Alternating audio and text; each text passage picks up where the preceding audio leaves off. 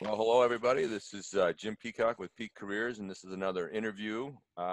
This one is on technology and career development, and I have I met Melissa a few years ago, and then I didn't realize they were the technology twins, but that is sort of they present a lot at National Career Development and other places. But Melissa and Deborah Osborn are with me today, and what we're going to do is we're going to talk about.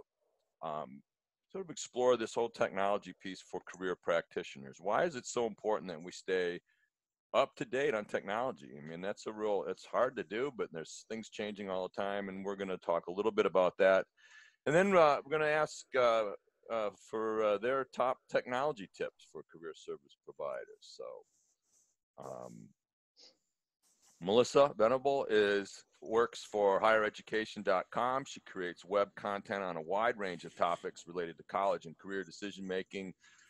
She's a certified career coach, and she is on the board for National Career Development Association currently, and that's where I've gotten to know her a little bit better.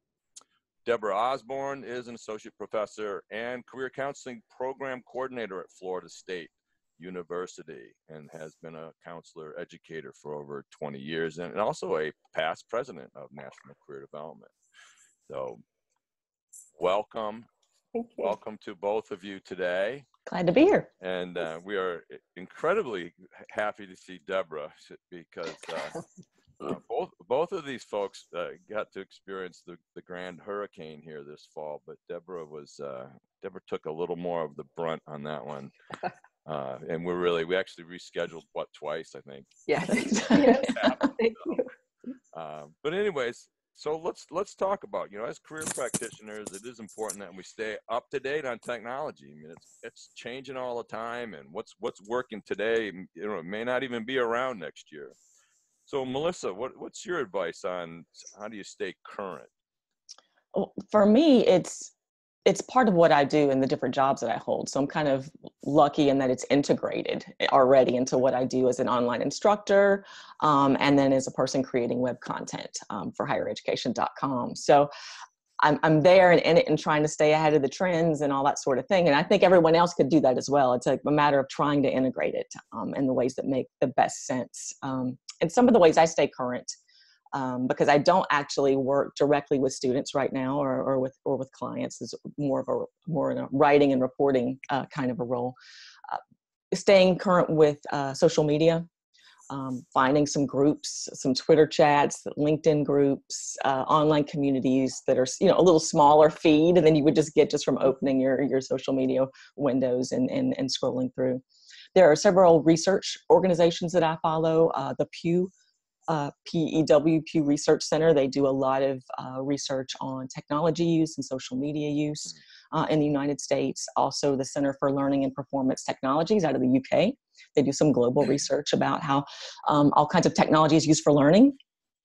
And then it's about subscribing to news feeds. Newsletters are back in vogue, as are podcasts. So finding the ones that kind of speak to you and are covering the topics that are of interest to you. Those are great.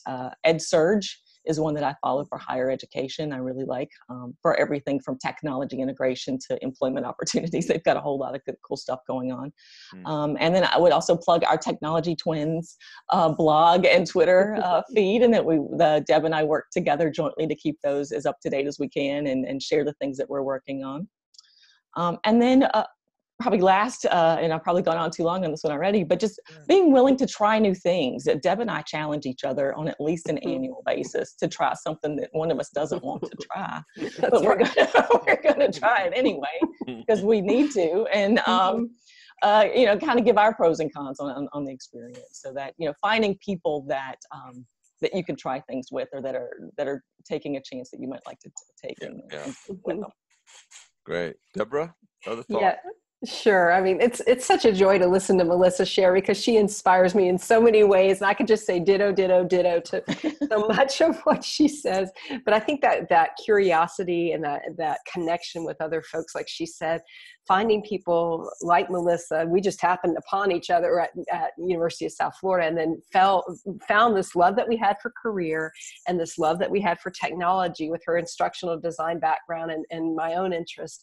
And so finding folks that are doing the kind of things you like to do with that, and that you're interested in, saying, I wonder how, not if, but how this might apply to the work I'm doing, to how I'm teaching, or to the service delivery and so forth. So I think that's the key way that I stay informed, is finding like-minded, passionate folks, whether it's people that I meet in person, or Peter Carey is one of my favorite ones to follow with on Twitter, because he's doing cool stuff in education and K-12 type of work, but also looking in other places. So we challenged each other this last year to use Snapchat, and we just dove in head first, with just, okay, we're going for it. But part of that experiment, as I was falling and tripping over myself trying to do a good job, but then realizing I've got some things to learn, was to look at people who are actually doing cool things with, in this case, it was Snapchat.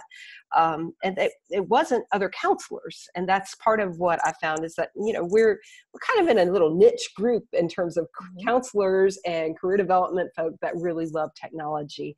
So a lot of the benefit of that is that it forces you to go outside of your little silo. And so for me, finding artists and what were they doing with Snapchat, and how could I take that and then apply it in creative ways to my experience that I was creating for my students. And looking at NASA was a great Snapchat group to follow, because they did so many different pedagogical things. I don't know if they were intending to do that or not, but for me, I saw a lot of applications. So I think, being connected, for another way that I do that is through Google Alerts. So every day I've got my keywords in there that I get at least the headlines on, and a lot of them are redundant, but it helps in a very fast-paced world. My job is not set up like Melissa's, where I need to do a lot of technology. This is for the love of it, and because I'm interested. So I have to actually be very deliberate in terms of getting connected with that. So that's some of the things I do. And one of the things that I attempt to do when I'm going through like a bookstore, or if I'm in the airport and go through the magazines, is to look at magazines that are not career magazines. There's something different, right? I mean, and I think that's a great point for staying current, because you don't want to just be looking at, higher ed, technology. I mean, you want to be looking at who else is doing what out there, and that's where that's where you discover, you're like, wow, never thought to do it that way. That's right. And you mentioned groups. I was in this LinkedIn group, Career Counselor Technology Forum, and it just died, man. I went in this morning, and even I said, I haven't seen anything on that group. It used to be a great LinkedIn group where there were lots of people posting stuff, and now the biggest person who posts in there is a fashion designer, and he's I don't know what he's doing. It's like, so besides, what other groups are out there? Melissa mentioned groups. Well, NCDA has a pretty active LinkedIn group as well. And it's open to people that are both members of NCDA, the organization, and those that aren't. So that's kind of a cool way to, again, get kind of a broader range of people that have that interest in career, although they may not be necessarily in career counseling or coaching roles right now. But you get a lot of interaction in the discussion forums and whatnot in there. So that's one I could recommend. Yeah, I'd say that's a gap that we have, and it may be due to the multiple demands that we have in the multiple other groups that we're a part of, and things like that having one more piece to contribute to and to feed into and to be fed from is difficult. But yeah, I started just curating a list for, like, with Twitter feeds and things, of people that I know that are posting interesting, diverse opinions on how to use technology, whether it's in education or in other places. So it's more curating something specific to my interests. So maybe that's part of it that we're seeing a change in, is that, instead of a general group, that having something that's very specific to me that I'm creating is where it's at. I'm not sure. So let's move on to the second one, prompt, and that is, what are some of your top technology tips for career service providers? And we'll start with Deborah. Sure. Well, I think we've hit on the number one, which is being connected with each other, and people that are doing like stuff. Being open and being curious would be a number two tip, which it's what we've already been talking about, again, not just staying in the silo of career services and what are they doing technologically speaking, but what are other folks, what are engineers? You saw the cat. I did, I saw him. Glory cat. That's better than the one interview I had where the person I was interviewing, her husband walked in to get something out of the closet, and it was like, was it closed? and then he realized what was going on. Okay, that could have been, very exciting. But I think being curious and being creative. So if you look at Holland types, one of my first letter is artistic, and then social and investigative. So for me, I fell in love with technology more through the artistic side of things and more that creative. I wonder if, or how could this be used in a different way? So, being curious about what's going on in the area around you and in other fields, and then say, I wonder how I can use that for me. Because if you look just specifically for the obvious, like, career decision-making apps, for example, you're not going to find a whole lot that's out there specific for the career decision-making apps. So you have to say, well, what else is out there that could be used if I augmented it in this way? So general decision-making apps or goal-setting apps, or we know cognitive restructuring for dysfunctional career thinking is huge in terms of career indecision. We know that predicts career indecision. There's no app out there specifically for restructuring or altering or challenging, cognitive career dysfunctional thinking or negative career beliefs. But there are apps and tools out there that are more general that we can use. So I think being curious, being creative with that would be another piece. And then the last tip I would give is just to contribute. So like Melissa and I said, we've got our blog. It's challenging to find the groups like you mentioned, and to find people who are actually sharing what they're doing. We know that there's so many other great ideas out there besides what we come up with. So that's our plea, but also why we do what we do. Yeah, great. Melissa, what are some of your thoughts, tips for career service provider? Yeah, I've got the ditto on Deb's on that one. And I want to really chime in again on that and contribute. No matter, and one of the things we do is try things like Snapchat that we did from scratch. Neither of us had any experience with Snapchat. We decided to start using it and talking about how we were using it. So kind of being brave and sharing what it's like, what you found through writing articles and going, doing conference presentations. So that's how you'll attract others that are like you as well if you haven't found them yet in creating a smaller sort of niche community. I would say another tip would be just sort of embrace the fact that it's technology is changing, and as soon as you find that ideal tool, it might not exist in 6 months or a year, 10 years, or however entrenched you get in it. Got to think about what the things that work for you are doing for you, because you're probably going to have to move. Either you're going to not like the new version, the interface is going to change, or it's just going to go away completely and you need to replace it with something. So think about those features and functions that you're using that work well, and then kind of keep an eye out for what's next to fill those gaps when those tools move on. And then I would say just finding ways to practice. Like Deb said, it's not part of her job per se. It's not on her performance evaluation like it is mine. But just finding ways to practice will help you to stay current in a way that if you're completely out of it and then try to jump in, the way that it's moving so quickly, it's kind of a use it or lose it. You kind of got to jump in and then stay as current as you can. But then the caveat there is taking a technology break is also a good idea. It can become overwhelming, especially social media, if you're trying to stay current. So, and I'm reading a lot more now in a lot of the big publications about people saying, I'm going to take 30 days off. I'm going to take a year off. Now my iPhone has this thing that's tracking and telling me every week how much time I'm spending on social media apps and all these other kinds of apps. And it's a good thing to monitor that and not feel like you're going to miss out on anything by taking a break, because it's only going to be a healthier approach that you're going to bring to it when you get back.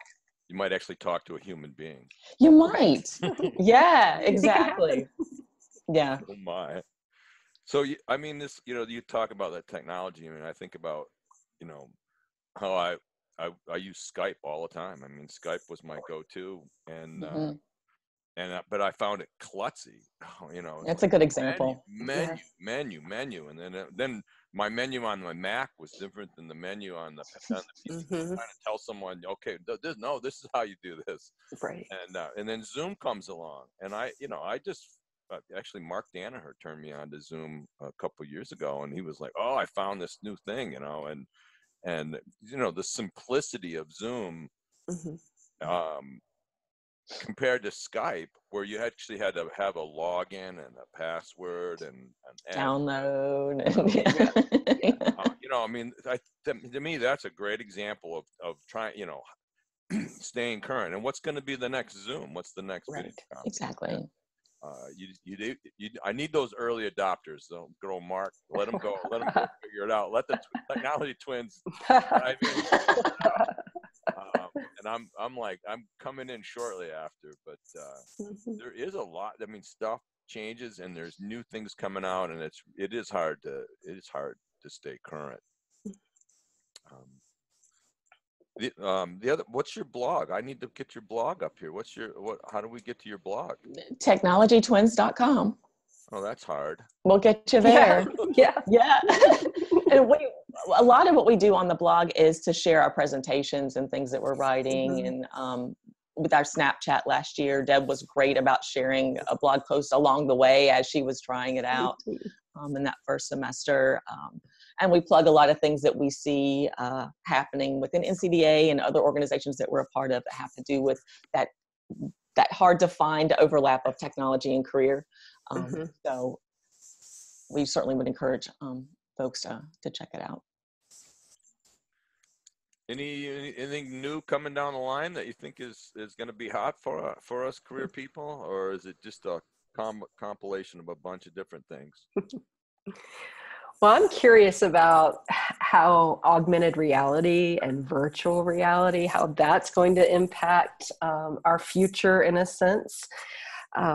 You know, I just think there's all kinds of, and you've got, you know, counselors are not overly well funded, but corporations are. And so if they're interested in getting folks interested and engaged in their company, then providing experiential activities for potential applicants, like being able to go and design a car and so forth, that I think has great potential for us, again, to take it in a creative way and say, here's a way you can learn about this particular career field.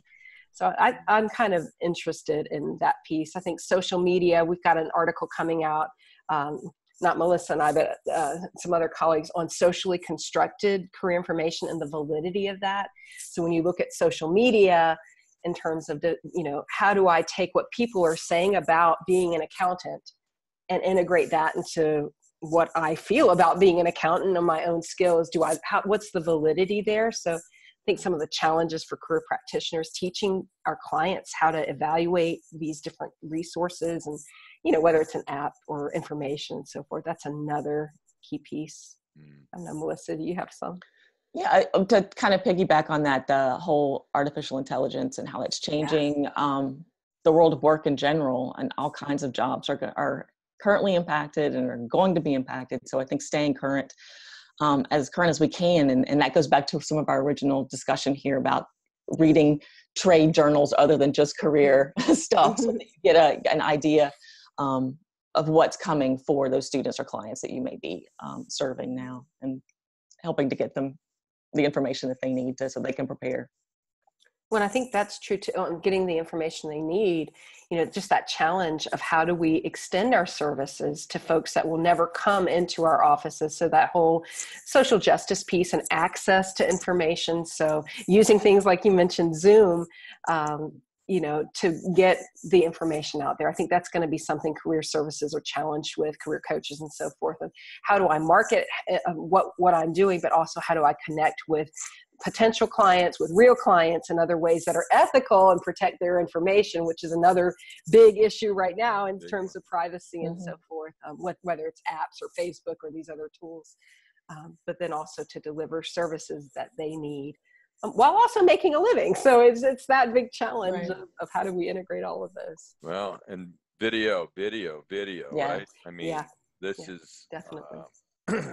you know, we're still text heavy society, but there's a huge piece that goes with video. I mean, I'm recording this and going to post it on YouTube. I mean, Right. Yep. you know, podcasts are just audio video. I mean, just the audio side of this. I mean, and so podcasts are huge now. You know. Well, listen, I'm gonna. Any final thoughts? Anything else that you guys want to share? Yeah.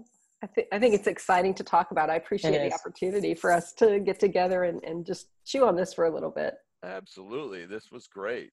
And I'm Jim Peacock with Peak Careers Consulting. I have been offering the Facilitating Career Development class since 2001, which is amazing because, you know, I say I'm not an early adopter, but I actually converted. Maybe you are. Yeah, maybe. 2002, I think I was co-teaching it with Kathy Van Dyke. I think we were some of the first people to actually move it to online hybrid. Oh, that's very cool. CCE didn't even know what to do with us. But anyways, and then since 10, I have online discussion-based seminars. So that's with 5 to 10 career practitioners on different career topics.